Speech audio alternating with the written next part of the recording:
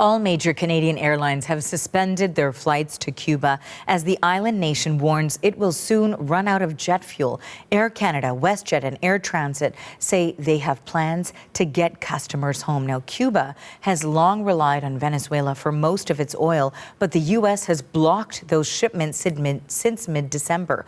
Canada issued a travel advisory for Cuba a few days ago, warning of fuel shortages. And the Trump administration has sought to tighten the U.S. chokehold on Cuba since the beginning of this year. It follows the military operation to depose Venezuelan President Nicolas Maduro, a longtime ally of Cuba's government. So for more on all of this, we've reached Mark Entwistle in Cadiz, Spain. He is the former ambassador of Canada to Cuba. He's also a senior fellow at the Munk School of Global Affairs and Public Policy. Thank you for being with us today. We appreciate your time.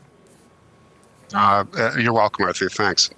So first, I want to start with the humanitarian situation on the ground, whether or not you've had conversations with people who are there. How concerned are you about the crisis this blockade has created?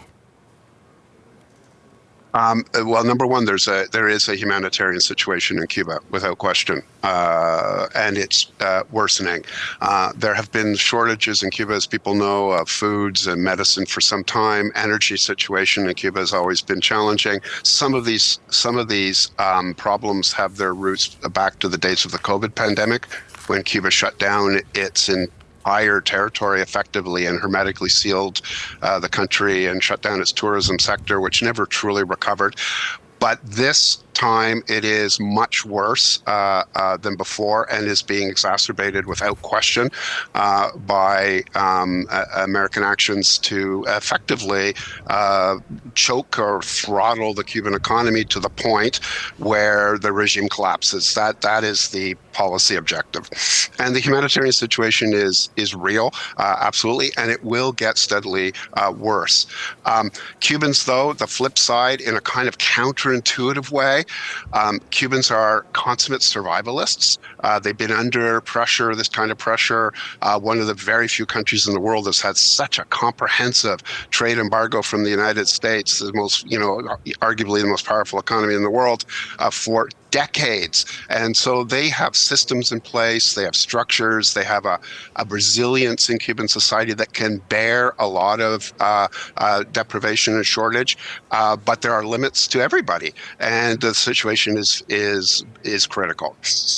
And part of what is making it more critical, of course, is this restriction when it comes to other nations who might typically step in to help Cuba. We know that Trump has said he would increase tariffs on countries that are intending to send aid. We certainly know when we look at what Mexico has said, that Mexico's president said you can't strangle a nation in this way. And that's after the country dispatched 800 tons of humanitarian aid to Cuba as well. So that is part of what we're seeing.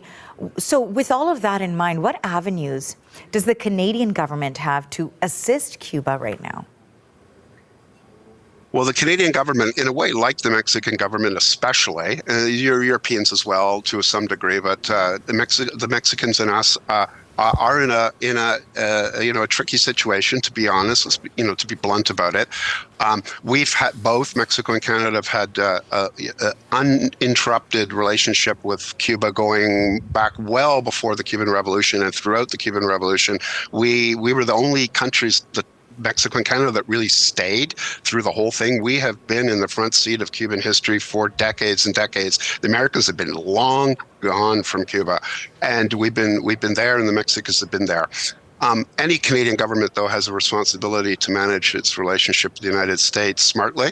At the same time as the leaders in the Americas, in the hemisphere, to watch the potential for a sovereign state and fellow country of the Americas be strangled and throttled to collapse with a humanitarian crisis is not something that is desirable, obviously. We, as Canadians, need to make sure that our broader interests are protected vis-a-vis the renegotiation of CUSMA and that kind of thing. So it's a very tricky situation for us to manage. Having said that, there will come a time sooner or later, depending on how ferocious the Americans decide they're going to be on this quite ill-conceived plan of theirs, where we might want to consider humanitarian assistance to Cuba at a considerable degree. I don't believe even the Trump administration could try to block humanitarian assistance to children who are hungry and hospitals that are shut down and shortages of medicine and people suffering, human beings suffering. And in fact, I cannot imagine I can imagine actually, but most even Cuban Americans will find the humanitarian crisis hard to manage over time. I think the community's leadership and the U.S. administration needs to think very, very clearly here about the implications of what they're doing, because they will provoke a humanitarian crisis. Canada, I'm sure there's planning underway. There's certainly consular planning to make sure that the Canadians who are in Cuba now are safe and can return to Canada. A number of them are still there. They're kind of continuing going about their business, but there is a consular dimension that we have that the Canadian government has responsibility to manage, and I know that they are going to be doing that. And I can imagine there must be consideration of some kind of humanitarian assistance to Cuba as well, a country with which we have decades and decades of people-to-people links.